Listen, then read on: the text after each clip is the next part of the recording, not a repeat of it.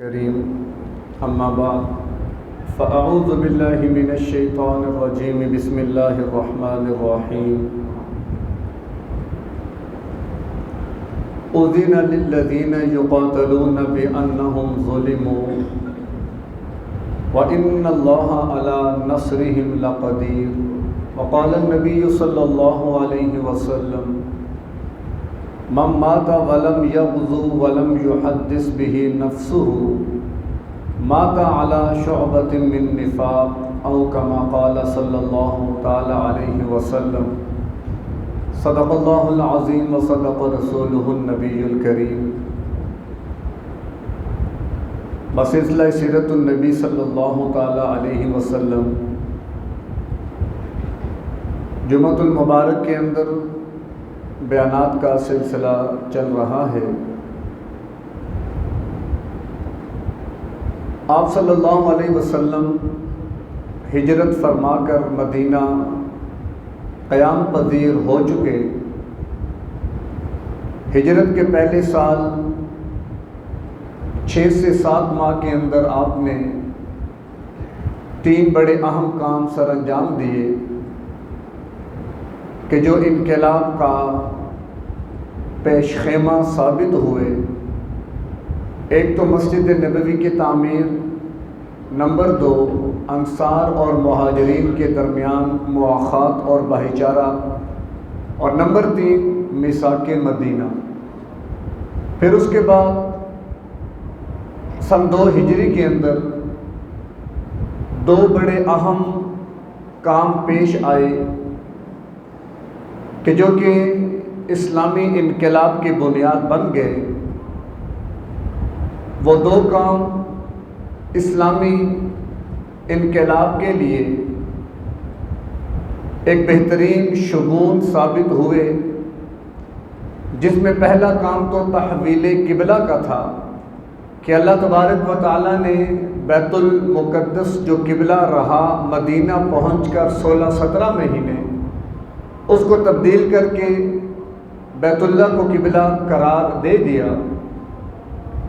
گویا امت مسلمہ کا ٹائٹل یا امت مسلمہ جو کہ اس سے قبل یہود تھے، اب وہ ذمہ داری اللہ نے امت مسلمہ پر ڈال دی، اور گویا یہ ایک تبدیلی کی طرف اشارہ تھا کہ جیسے بیت المقدس سے بیت اللہ جب قبلہ بنا تو تبدیل قبلہ ہو گیا، تو اب اسی طرح مسلمانوں کے حالات بھی تبدیل ہونے والے ہیں۔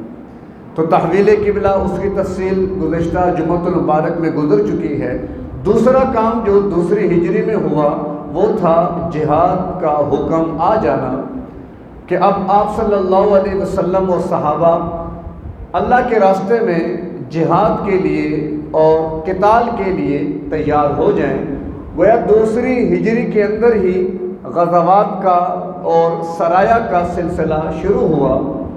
غزوہ وہ جہاد، وہ جنگی مہم کہ جس میں آپ صلی اللہ علیہ وسلم بنفس نصیب خود شامل ہوں، جبکہ اس کے مقابلے میں سریہ وہ جنگی مہم کہ جس میں آپ خود شامل تو نہ ہوئے، کسی کو امیر مقرر فرما کے بھیج دیا۔ تو یہ سن 2 ہجری سے ان کا آغاز ہوا۔ بظاہر بڑا معرکہ وہ تو بدر کے موقع پر ہوا، البتہ بدر سے قبل بھی 8 مہمات بھیجی گئی۔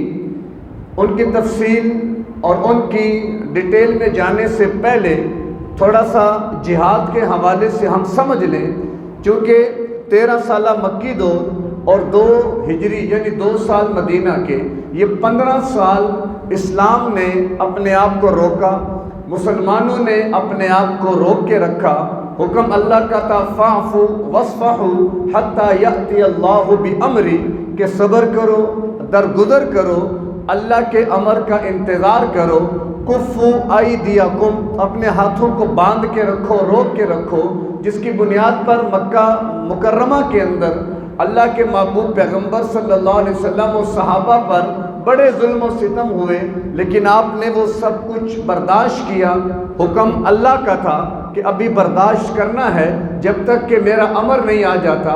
پھر اس کے بعد 2 سال مدینہ میں رہنے کے بعد جب ریاست مستحکم ہوئی، ریاستی انتظامات ہو گئے اور مسلمان اس قابل ہو چکے تھے کہ اب وہ باطل سے ٹکرا سکتے ہیں، تو پھر اللہ تبارک و تعالیٰ نے آیات جہاد نازل فرما کر حضرات صحابہ کی بہت بڑی جو خواہش، جس کا مکہ میں کئی مرتبہ حضرات صحابہ نے اظہار بھی کیا کہ ہم حق پر بھی ہیں، اللہ نے ہمیں دین حق عطا فرمایا ہے، لیکن اس کے باوجود ہمیں دبنا پڑتا ہے، ہمیں لڑنا چاہیے مقابلہ، لیکن حکم تھا کہ ابھی نہیں۔ گویا تربیت کا مرحلہ چل رہا تھا، جس سے ہمیں سمجھ میں آتا ہے کہ فوراً ہی جہاد کا عمل نہیں ہو سکتا جب تک کہ وہ تربیت کے مراحل سے نہ گزرے۔ اگر 15 سالہ دور نبوت کو دیکھا جائے جہاد سے قبل، تو بہت سارے امور اللہ کے محبوب پیغمبر نے اور بہت سارے مرحلے طے کیے، اس کے بعد جا کر اللہ کی طرف سے حکم آیا کہ اب آپ تلوار لے کر میدان میں نکلیں۔ پھر اس کے بعد جب صحابہ اللہ کے محبوب پیغمبر کی معیت میں تلوار لے کر میدان میں نکلے، تو پھر کفر کا خاتمہ ہوا اور عرب کی سرزمین تک اللہ کے محبوب پیغمبر کی زندگی میں اسلام غالب ہو چکا۔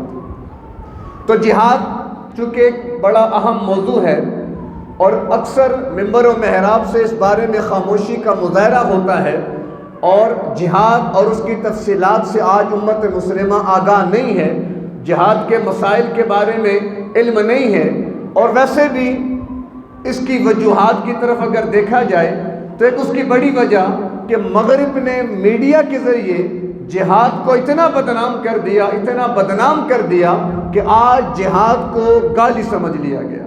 عام طبقہ ہمارا لبرل طبقہ، پڑھا لکھا طبقہ، وہ تو جہاد کا نام سنتے ہی ان کے ماتھے پر 12 بج جاتے ہیں، تیوریاں چڑھ جاتے ہیں، کون سا جہاد؟ کوئی جہاد نہیں ہے، کوئی جہاد کی بات۔ یعنی مغرب نے اتنا پروپیگنڈا کیا میڈیا کے ذریعے، پھر چونکہ پوری دنیا کا میڈیا یہود و نصارہ کے ماتحت ہے، جو بھی بڑے بڑے میکڈونلڈ کو لے لیں یا اور ان کے جو ہالی ووڈ بہت بڑا سیٹ اپ ہے، اور جتنے بھی ان کے بڑے بڑے چینل، یعنی کہ آپ یوں سمجھ لیں کہ پوری دنیا کا میڈیا اس وقت یہود کے کنٹرول میں ہے، اور وہاں سے وہی کچھ نشر کیا جائے گا جو وہ چاہیں گے، ان کی مرضی اور مطابق چلنا پڑے گا، وگرنہ ان میڈیا والوں کے لیے کوئی چارہ کار نہیں ہے۔ تو برکت ان میڈیا کے ذریعے سے جہاد کے بارے میں بڑا غلط پروپیگنڈا کیا گیا، لوگوں کے دل دماغ میں غلط معلومات دی گئی،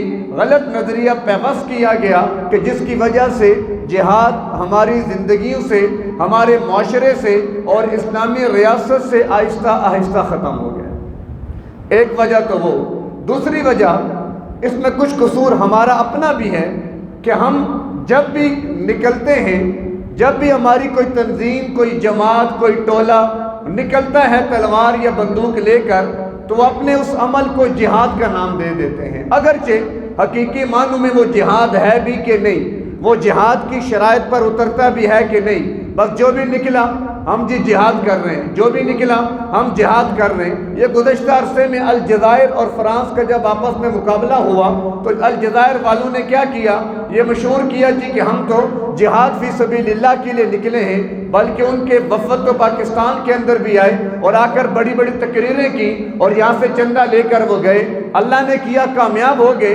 کامیابی کے بعد جب نظام حکومت کی باری آئی تو وہاں کے ایلیٹ طبقے کی وجہ سے وہاں پر سوشلزم کا نظام قائم کر دیا گیا۔ اب بظاہر پیچھے اس کو جہاد فی سبیل اللہ کا ٹائٹل دیا، وہاں پر اس کو جہاد کا نام دے کر لوگوں میں اشتعال، جذبات پیدا کیے، لیکن آگے چل کے جب کامیابی ہوئی تو سوشلسٹ نظام کو وہاں پر رائج کر دیا گیا، جو کہ اسلام کے خلاف ہے۔ تو پھر یہ کہاں کا جہاد فی سبیل اللہ؟ ہمارے پڑوس افغانستان کے اندر جب روس کی فوجیں آئیں تو ظاہر ہے ان کے رہنے والوں پر تو ان کا مقابلہ کرنا ہی تھا۔ امت مسلمہ کے اندر بھی آواز لگ گئی کہ وہاں پر بھی جہاد فی سبیل اللہ کا عمل جاری ہے، لہٰذا آؤ اور سارے اپنا حصہ ڈالو۔ تمام آنے والے اپنے جذبوں کے ساتھ وہاں پر آئے، وہاں پر مقابلہ کیا، لیکن جب روس وہاں سے نکلا تو آپس میں خانہ جنگی شروع ہو گئی۔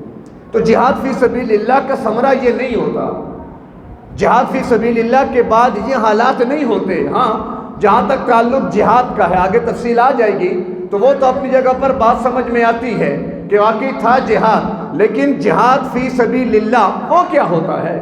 اصل ہم نے اس کو سمجھنا ہے، اور اس کے بارے میں اتنی غلط فہمیاں پھیلا دی گئی کہ جس کی وجہ سے آج خود جہاد کا موضوع ہی متعارض ہو گیا، وہ متنازع بن گیا، اور لوگ اس کے بارے میں عجیب شکوک و شبہات کا شکار ہو گئے، اور ایسی ایسی باتیں ان کے منہ سے سننے کو ملتی ہیں کہ الامان الحفیظ۔ پھر ایسی اپنی تاریخ کی طرف بھی نگاہ دوڑائیں تو اکثر بادشاہوں نے جو جہاد کے عنوان سے مہمات بھیجی ہیں، وہ بھی مقصد کیا تھا؟ ملک گیری، ہمیں زیادہ سے زیادہ سلطنت ملے، زیادہ سے زیادہ رقبہ ملے، محصولات میں اضافہ ہو، تو لہذا مہمات کا بھیجنا شروع کر دیا گیا۔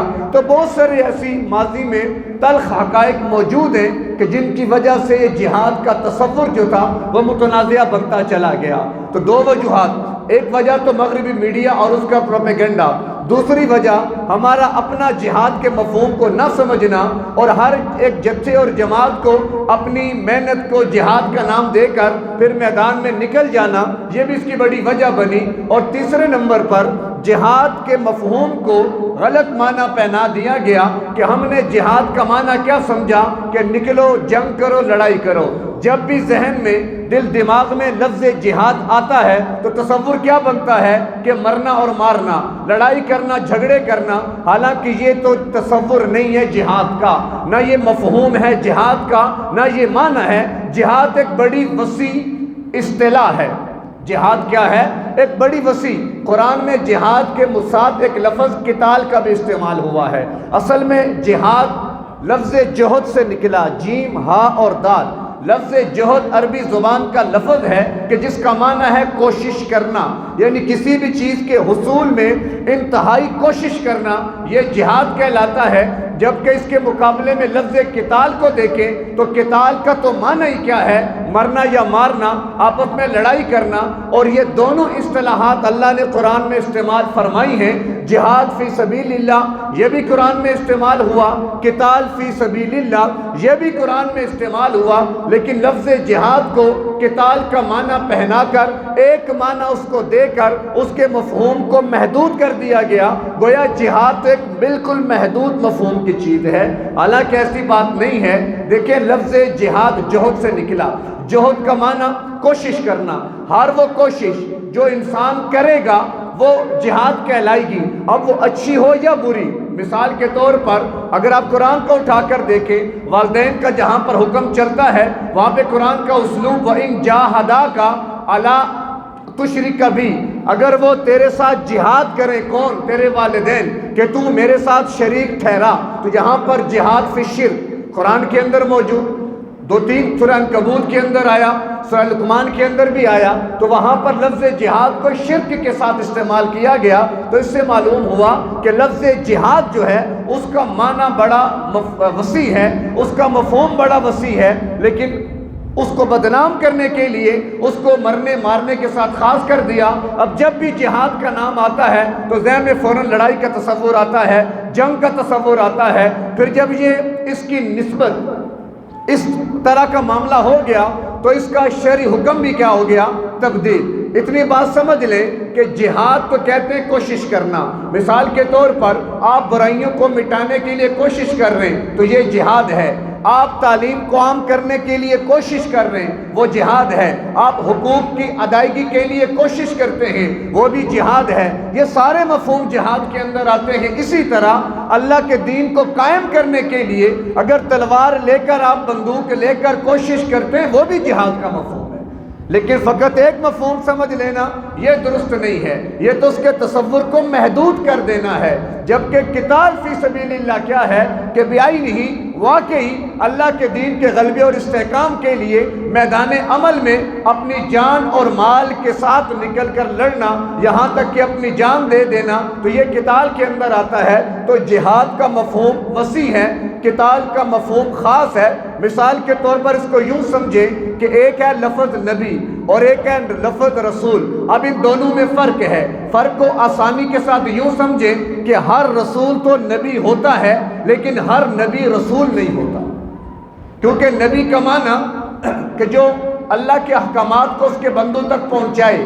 اب اس میں ضروری نہیں ہے کہ وہ کوئی نئی شریعت لے کر آئے، وہ نیا دین لے کر آئے، وہ نئی کتاب لے کر آئے، بلکہ انبیاء وہ جو گزشتہ رسولوں کے دین کی تبلیغ کرتے رہے، جیسا کہ موسیٰ علیہ السلام اگر رسول تھے تو ہارون علیہ السلام نبی تھے، تو اب مفہوم بعض دفعہ نبی اور رسول ایک معنی میں بھی استعمال ہو سکتا ہے، لیکن اس کے بارے میں علماء نے جو اصول طے کیا وہ یہ طے کیا اذا اجتمع تفرقا واذا تفرقا اجتمع، اگر ایک جگہ پر ایک کلام کے اندر ایک مضمون میں یہ دو لفظ کوئی بھی ایسے آ جائیں تو پھر ان کا معنی الگ ہو جاتا ہے، ان کا معنی جدا ہو جاتا ہے، لیکن اگر جدا آ گئے، فقط لفظ نبی آیا رسول نہیں ہے، تو وہاں پر نبی میں رسول بھی آپ کہہ سکتے ہیں، یہ ضابطہ علماء نے بیان کیا۔ تو جیسے ہر نبی رسول نہیں ہوتا، ہر رسول نبی ہوتا ہے، ایسے ہی ایمان اور اسلام کی وضاحت بھی گزری ہے،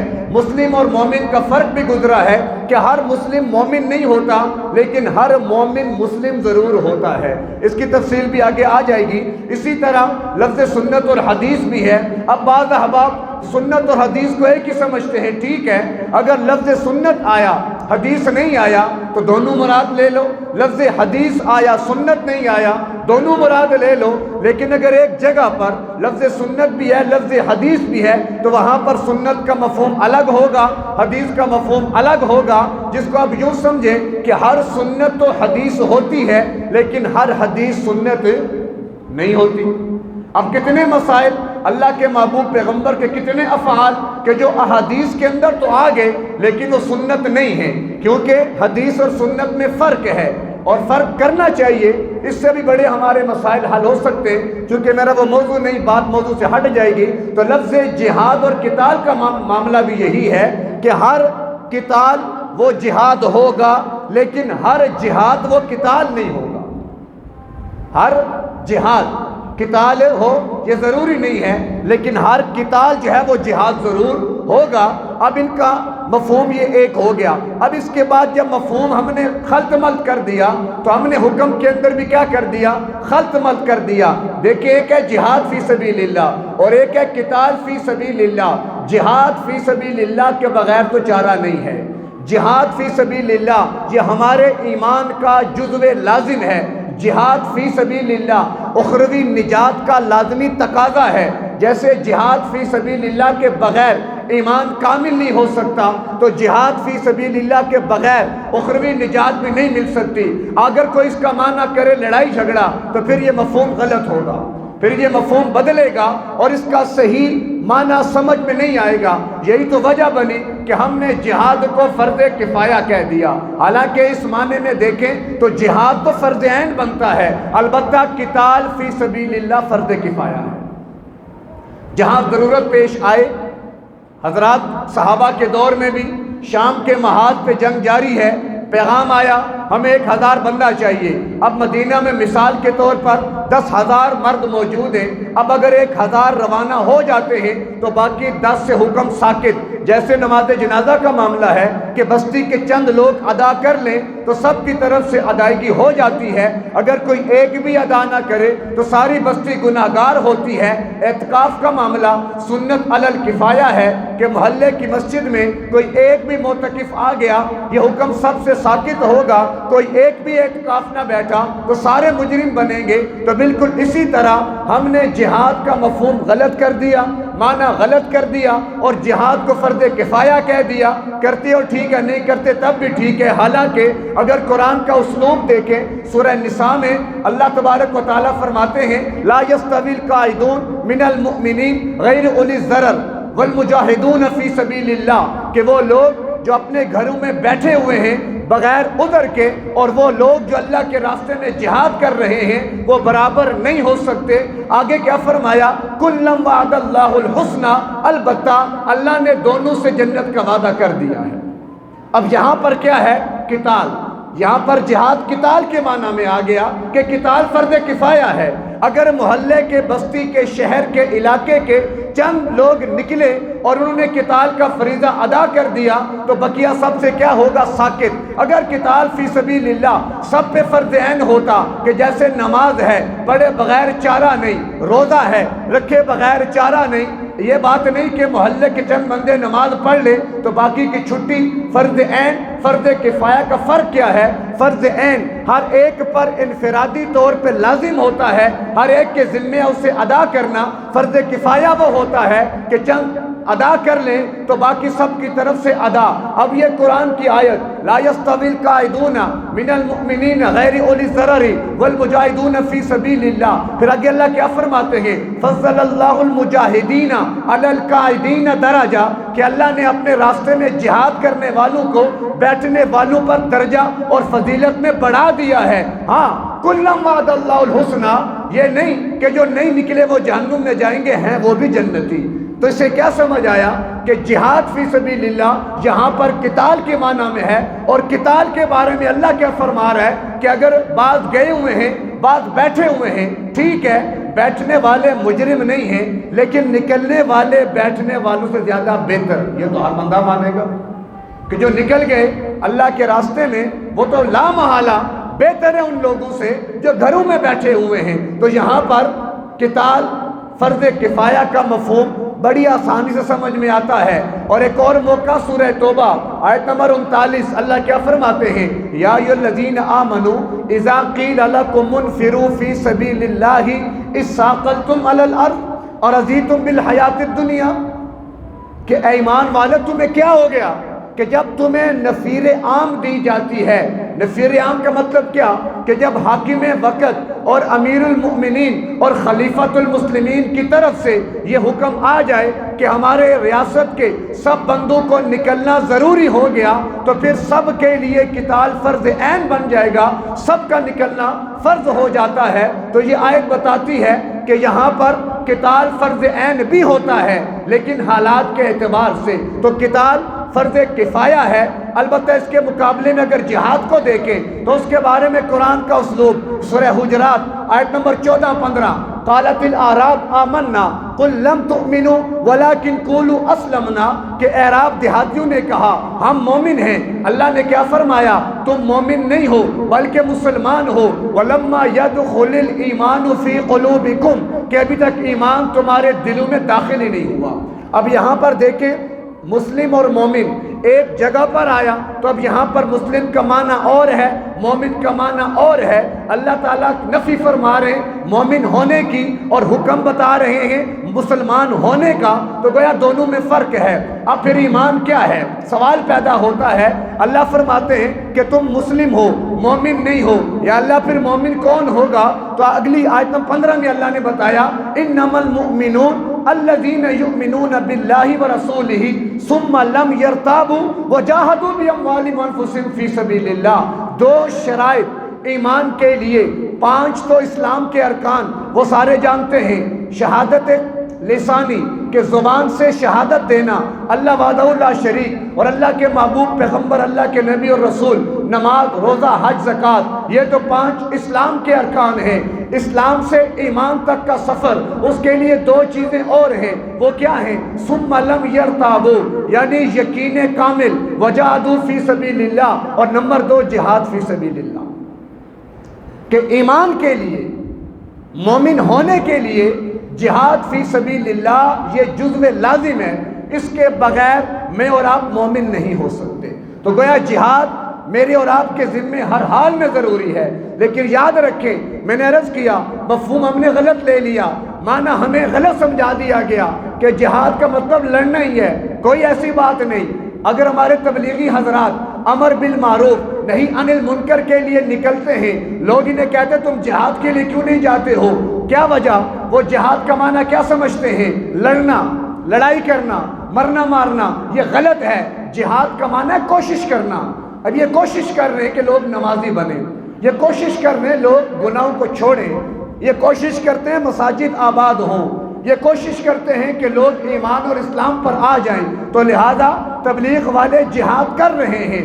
اس اعتبار سے جہاد کیا ہے؟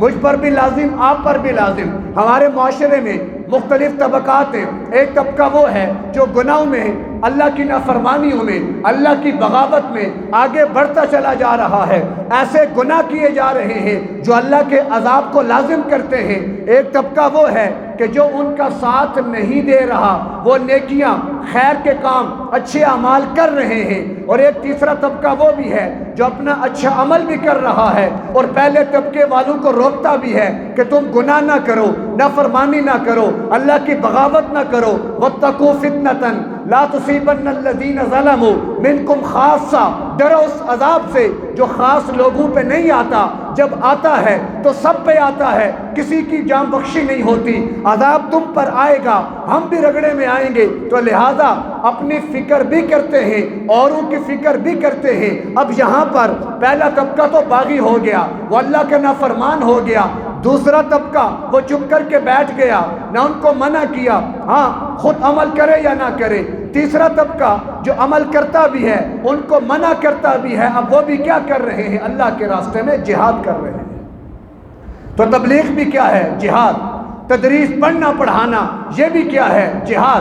لوگوں کو قرآن پڑھانا جہاد ہے، لوگوں کو حدیث پڑھانا جہاد ہے، لوگوں کی اصلاح کرنا جہاد ہے۔ ہم آپ گھر سے نکل کے یہاں پر آئے، آپ نے دکانیں بند کی، یہ بھی ایک جہاد ہے کہ آپ نے کوشش کی کہ ہم گھر سے نکل کر اللہ کی عبادت کے لیے یہاں پر جمع ہو جائیں۔ تو بات کو سمجھیں کہ جہاد کا معنی کوشش کرنا ہے، اور کوشش اچھی بھی ہے، کوشش بری بھی ہے، دونوں پر اللہ نے قرآن کے اندر جہاد کا اطلاق کیا ہے۔ تو لہٰذا اب ہم سمجھیں گے کہ جہاد جو ہے یہ ایمان کا جزو لازم ہے۔ جہاد فی سبیل اللہ کے بغیر ہمارا ایمان کامل نہیں ہو سکتا۔ یہ میری بات نہیں، کسی مفتی کا فتویٰ نہیں، یہ باری تعالیٰ کا اپنا فتویٰ ہے۔ اللہ نے خود فتویٰ دیا ہے، جو جہاد فی سبیل اللہ کے فریضے سے کوتاہی کرتے ہیں، وہ دین کے معاملے میں کوشش نہیں کرتے۔ اولادوں کو دیندار بنانا، یہ بھی جہاد۔ اپنی عورتوں کو دین کی طرف لانا، یہ بھی جہاد۔ اولادوں کو دین سکھانا، یہ بھی جہاد۔ اپنے بھائیوں کی قبر آخرت کی فکر کرنا، یہ بھی جہاد۔ یہ سارے امور جہاد کے اندر شامل ہیں۔ تو لہذا اس معنی میں دیکھا جائے تو پھر کون ہے جو اپنی اولاد کی ذمہ داری نہ ادا کرے؟ کون ہے جو اپنی عورتوں کو دیندار بنانے کی فکر نہ کرے؟ پھر کون ہے جو اپنے بچوں کی تعلیم کا انتظام نہ کرے؟ پھر کون ہے جو کسب حلال کی فکر نہ کرے؟ کیوں؟ القاسب حبیب اللہ، اللہ فرماتے ہیں اپنے ہاتھوں سے کام کرنے والا اللہ کا دوست ہے۔ اور یہ بھی کیا ہے؟ جہاد ہے۔ مزدوری کرنا، محنت کرنا، یہ بھی جہاد ہے۔ تو لہذا جہاد کے مفہوم کو سمجھیں۔ اس معنی میں اگر جہاد کو لیں گے تو پھر یہ ایمان کا جزو لازم ہے، اس کے بغیر چارہ نہیں۔ یہ سورہ حجرات نے بتا دیا، اور اخروی نجات کے لیے لازمی تقاضا بھی ہے۔ یہ سورہ صف بتاتی ہے، یا ایھا الذین آمنوا ھل ادلکم علی تجارۃ تنجیکم من عذاب علیم، اے ایمان والو کیا تم کو نہ بتاؤں ایسی تجارت جو تمہیں عذاب دردناک سے نجات دے دے؟ وہ کیا ہے؟ تؤمنون باللہ ورسولہ وتجاہدون فی سبیل اللہ باموالکم وانفسکم، کہ تم جب تک جہاد، اگر آپ ان دو چیزوں کو سامنے رکھیں، ایک ہے نجات اخروی، اور نمبر دو جہاد فی سبیل اللہ۔ اللہ کے پیغمبر اللہ کا پیغام امت تک پہنچاتے ہیں۔ اگر تمہیں نجات اخروی چاہیے، تمہیں جہاد فی سبیل اللہ کرنا پڑے گا۔ اب اس کا مطلب کیا ہوا؟ اگر ہم نے جہاد فی سبیل اللہ نہ کیا تو اخروی نجات مل جائے گی؟ آیت تو بتا رہی ہے تنجیکم من عذاب علیم، تمہیں نجات دے گی دردناک عذاب سے۔ کیا چیز؟ تجاہدون فی سبیل اللہ باموالکم وانفسکم۔ اب دیکھیں نا، جہاد کے ساتھ مال اور جان۔ اب مال کے ساتھ جہاد قتال ہوتا ہے۔ آپ کسی کو 10 روپے دیں، یہ بھی جہاد ہے، لیکن آپ میدان میں نہیں گئے، آپ لڑے نہیں، تلوار نہیں اٹھائی، تو لہذا اب آپ کو قتال نہ کرنے والا تو کہا جائے گا، لیکن کوئی یہ نہیں کہہ سکتا کہ آپ نے جہاد نہیں کیا۔ کیوں؟ کہ کسی کی مدد، کیونکہ جہاد کا مفہوم وسیع ہے۔ جہاد بالمال بھی ہے اور جہاد بالنفس بھی ہے۔ ہاں، بالنفس تو اعلیٰ درجہ ہے کہ اپنی متاع عزیز، اپنی جان اللہ کے راستے میں قربان کر دی جائے، وہ بڑا اعلیٰ درجہ ہے۔ لیکن یہ کہنا کہ جہاد کا مطلب تو قتال ہی قتال ہے، یہ غلط ہے۔ ان غلط فہمیوں کی وجہ سے یہ جہاد کا مفہوم بدل گیا۔ جہاد کا حکم بدل گیا، لوگوں نے جہاد کا مفہوم اتنا محدود کر دیا کہ بالکل اسے دیوار کے ساتھ لگا دیا، حالانکہ قرآن کے اسلوب میں ہمارے ایمان کا جزو لازم وہ جہاد ہے، اور ہماری نجات اخروی کا لازمی تقاضا بھی وہ جہاد ہے۔ یہاں بات سمجھ میں آئی کہ نہیں آئی؟ تو میں نے پہلے عرض کیا تھا کہ غلط فہمیاں کہاں سے پیدا ہوئی، اس کے 2-3 اسباب بتا دیے۔ نمبر 2، جہاد اور قتال میں نسبت کیا ہے، اس پر بات ہوئی۔ نمبر 3، اس کا شرعی حکم نسبت کے بدلنے سے حکم شرعی بدلا، اس پر بات ہو چکی ہے، ہو رہی ہے کہ جہاد فی سبیل اللہ یہ تو فرض عین کے درجے میں ہے، اس کے بغیر چارہ نہیں۔ ہاں، قتال فی سبیل اللہ، اللہ کے راستے میں قتال کرنا، اس کے بارے میں کوئی دوسری رائے نہیں ہے، اور جب نفیر عام ہو جائے گی، حاکم کی طرف سے آرڈر آ جائے گا، تو پھر اس بنیاد پر سب کے لیے نکلنا یہ فرض عین ہے، پھر وہاں پر جہاد یا قتال کا مفہوم بدلا نہیں جائے گا کہ گھر میں بیٹھ کے دعا کر لو یہ بھی جہاد ہے، کمرے میں بند ہو کر کھانے پینے کا انتظام کر کے ذکر تسبیحات شروع کر دو یہ بھی جہاد ہے، نہیں۔ وہاں پر قتال کا لفظ مؤثر ہوگا، اور قتال کا لفظ قتل سے نکلا۔ قتل کا معنی کسی کو جان سے مار دینا، لفظ قتل تو مارنا، جبکہ لفظ قتال اس کا معنی ایک دوسرے کو مارنا، کہ جیسے جہد، یا جہد کا معنی کہ کوشش کرنا، جہد کا معنی کوشش، اور جہاد کا معنی 2 بندوں کا آپس میں کوشش کرنا، 2 بندوں کا مل کر کوشش کرنا، ایک دوسرے کے خلاف کوشش کرنا۔ اسی طرح لفظ قتل کا معنی کہ ایک بندے کا کسی کو مار دینا، بندہ جا رہا ہے، کسی نے فائر مارا، وہ مر گیا، اس کے وہم و گمان میں نہیں تھا، یہ قتل ہے۔ جبکہ قتال کا معنی کہ 2 بندے آمنے سامنے آئے، دونوں کی کوشش کیا ہے کہ میں اس کو ماروں، اس کی کوشش کہ میں اس کو ماروں، یہ ہے قتال۔ اور یہ دونوں اصطلاحات اللہ نے قرآن میں استعمال فرمائی ہیں، تو لہٰذا جہاد کے مفہوم کو ذرا سمجھیں، اس کے معنی کو ذرا سمجھنے کی کوشش کریں، تاکہ جتنے بھی ہمارے ہاں یہ شکوک و شبہات پائے جاتے ہیں اور جتنے بھی اعتراضات ہوتے ہیں وہ سارے ختم ہو جاتے ہیں۔ لیکن مسئلہ کیا ہے، ہم نے دین کو سمجھا نہیں، ہم نے دین کو دیکھا نہیں، ہم نے دین کے مفہوم کو لیا نہیں، اور دین کی جتنے اصطلاحات ہیں، نماز، شہادت، روزہ، حج، زکوٰۃ، یقین قلبی، اسی طرح جہاد فی سبیل اللہ، قتال فی سبیل اللہ، یہ سب چیزیں کیا ہیں، یہ اصطلاحات دینیہ ہیں، جن کو بنیادی طور پر سمجھنا میرے اور آپ کے ذمہ لازم ہے۔ نہیں نہ سمجھا، آج دیکھ لیں امت گمراہی کا شکار ہے۔ آج لوگ مفاہیم اور اصطلاحات میں تبدیلیاں کرتے پھر رہے ہیں۔ تو بار کے بات کو میں سمیٹتا ہوں، اور آج جہاں تک ہم نے بات کرنی ہے اس کا آخری حصہ میں نے کہا کہ جہاد فی سبیل اللہ، چونکہ جہاد کا مفہوم وسیع ہے، آگے اس کے بنیادی طور پہ 3 مرحلے ہیں کہ جن سے اس جہاد کو گزرنا ہوتا ہے، یا میں اور آپ ان مرحلوں سے گزر کر جہاد فی سبیل اللہ کے حکم کو پورا کر رہے ہوتے ہیں۔ نمبر 1، جہاد فی سبیل الحیات، اپنی زندگانی کے لیے جہاد کرنا۔ کیا معنی؟ میری زندگی میں میرے بچے، میری بیوی، میرے گھر بار، آل اولاد، لہٰذا بقائے زندگی، بقائے حیات کے لیے میری جتنی بھی کوشش ہے وہ ساری کی ساری جہاد کہلائے گی۔ کیوں؟ کوشش ہے، کوشش کہتے ہیں جہاد کو ہی۔ تو لہٰذا ہمارا کاروبار، ہماری ملازمت، ہمارا جو بھی معاملہ ہے وہ سارا کا سارا جہاد فی سبیل الحیات کی کیٹیگری میں آ کر وہ بھی جہاد میں شامل ہوگا۔ کیوں؟ کہ ہم نے زندہ رہنا ہے، زندگی گزارنی ہے، اور اس کے لیے ہمارے لیے اپنی معاش کا انتظام کرنا، ایک سیاسی نظام کا قائم کرنا تاکہ ظلم نہ ہو، افراتفری نہ ہو، عدل و انصاف قائم ہو، اسی طرح معاشرتی اقدار کو فروغ دینا، یہ ساری چیزیں جہاد زندگانی میں آتے ہیں۔ اور یہ اصطلاح اقبال نے بھی استعمال کی ہے، یقین محکم عمل پہ ہم محبت فاتح عالم، جہاد زندگانی میں یہ ہیں مردوں کی شمشیریں۔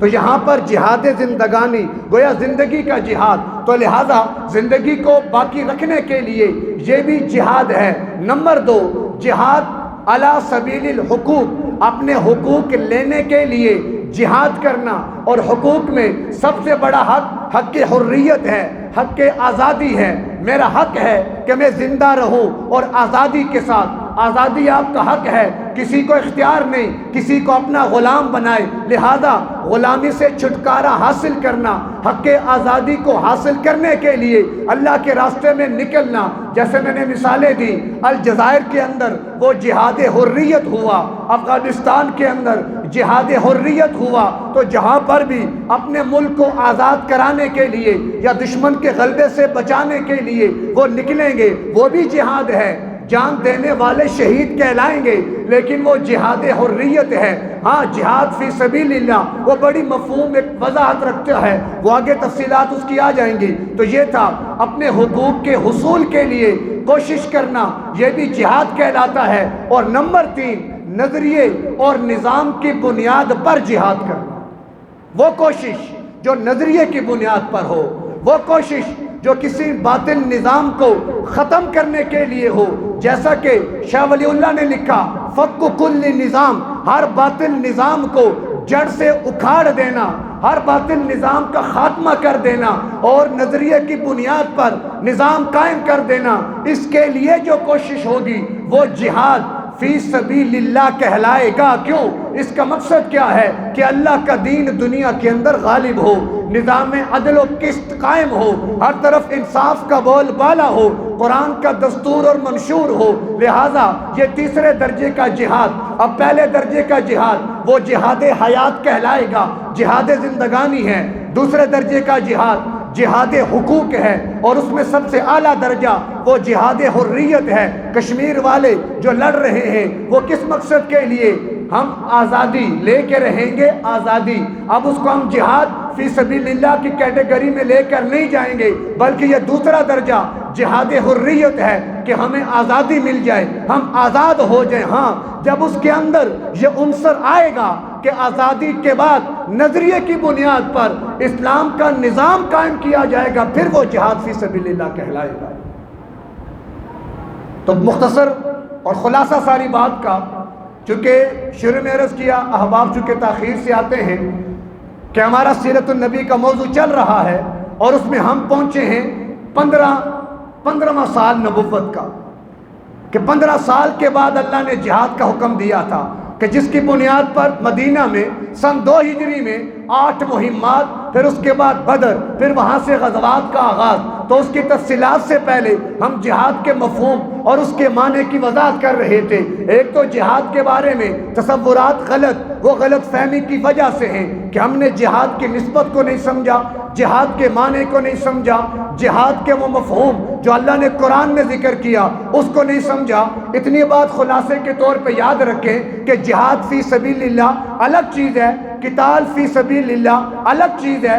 ہر جہاد فی سبیل اللہ وہ قتال نہیں ہوتا، لیکن ہر قتال فی سبیل اللہ وہ جہاد ہوتا ہے۔ باقی جہاد کا مفہوم وسیع ہے کہ جہاد کا معنی ہے کوشش کرنا، تو آپ کی ہر کوشش وہ جہاد کہلائے گی جو کسی بھی چیز کے لیے ہے، حتیٰ کہ برائی کے لیے، حتیٰ کہ گناہ اور نافرمانی کے لیے، وہ بھی آپ ایک جہاد تو کر رہے ہیں، لیکن کیا ہے؟ وہ جہاد فی سبیل الطاغوت، وہ جہاد فی سبیل الکفر، وہ جہاد فی سبیل بغاوت ہے کہ آپ نے شیطان کے لیے جہاد کیا، طاغوت کے لیے جہاد کیا۔ اور یہ الفاظ بھی اللہ نے قرآن میں ذکر فرمائے ہیں، ایسے جہاد فی شرک یہ بھی اللہ نے قرآن میں ذکر فرمایا ہے۔ تو جہاد کا مفہوم وسیع ہے، یہی تو وجہ ہے کہ بعض لوگوں نے مطلب کے معنی پہنا کر اور اپنے مفہوم کو محدود کر دیا۔ اب ایک بندہ قلم لے کے بیٹھا، بھائی میں تو جہاد بالقلم کر رہا ہوں، اللہ اللہ خیر صلی اللہ، اسی کو کل جہاد سمجھ لیا۔ کوئی نکلا نشے کے خلاف، ہاں بھائی نشے کے خلاف ہم جہاد کر رہے ہیں، اب وہ اسی کو جہاد سمجھتے ہیں۔ اور جتنے بھی مجاہدین کے فضائل اللہ نے قرآن میں ذکر کیے وہ سارے اپنے نام کرنا چاہتے ہیں، یہ بات نہیں ہے، یہ حقیقت نہیں ہے۔ اب اس کی بھی تفصیلات ہیں، وہ انشاءاللہ باقی بات اگلے جمعے میں آئے گی۔ تو خلاصہ یہ ہے کہ دین کا سیکھنا کتنا ضروری ہے، دین کی بنیاد کو سمجھنا کتنا ضروری ہے۔ اگر نہیں سمجھیں گے تو قدم قدم پہ دھوکہ لگے گا، اور میڈیا پر آنے والے دانشور جو زیادہ تر مغربی فکر اور مغربی افکار کے ترجمان ہوتے ہیں، وہ ہمیں غلط گائیڈ دے کر اور غلط راستے پہ چڑھا کر ہمارے اندر بے دینی کو اور بے حیائی کو فروغ دیتے ہیں۔ جاوید غامدی جیسے لوگ، علی مرزا انجینئر جیسے لوگ، یہ وہ لوگ ہیں کہ جنہوں نے ہمیں گمراہی کے طرف دھکیل دیا۔ وجہ کیا؟ پاس علم کوئی نہیں ہے، جو بھی بندر کی طرح ڈگڈگی بجاتا ہے قوم اس کے پیچھے چل پڑتی ہے۔ یہی تو وجہ ہے کہ آج ہمارا دینی انحطاط کہاں تک پہنچ گیا کہ ہمیں اپنے وضو کا نہیں پتا، اپنی نماز کا نہیں پتا، نماز میں کھڑا ہونا، صف بندی یہ کیسے ہوگی ہمیں اس کا پتہ نہیں ہے۔ تو یہ کب تک ہوگا اللہ ہی بہتر جانے، لیکن ہماری تو کوشش ہے کہ آواز لگتی رہے، صدا گونجتی رہے، صنم کدے میں اذاں کیوں نہ دوں میں گیلانی، صنم اگر نہیں سنتے خدا تو سنتا ہے۔ وآخر دعوانا الحمدللہ رب العالمین۔